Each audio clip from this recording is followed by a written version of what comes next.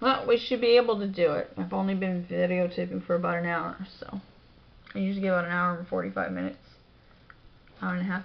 So line M, 17m Kinetic Energy Photon Spin Wavelength SETI. This is part 91. And it's based on the SETI 1977 alien radio signal math equation 14, 1, 113, 2, and 1.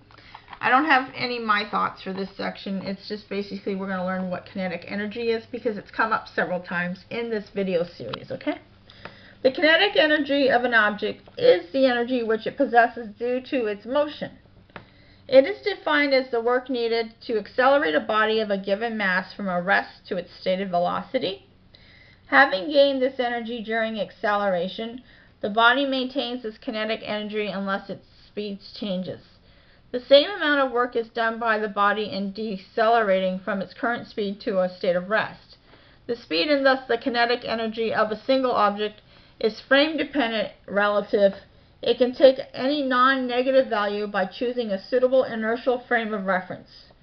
For example, a bullet passing through an observer has kinetic energy in the reference frame of this observer.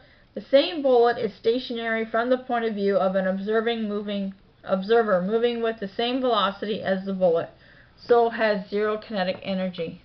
By contrast, the total kinetic energy of a system of objects cannot be reduced to zero by a suitable choice of the inertial frame unless all the objects have the same velocity. Okay? So that's what the formulation looks for it.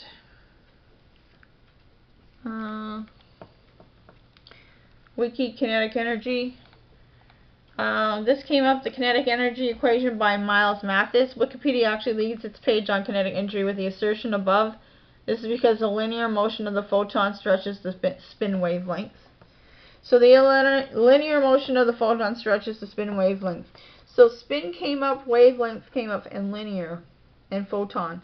Those came up in other videos as well. Okay, so that's the end of that one.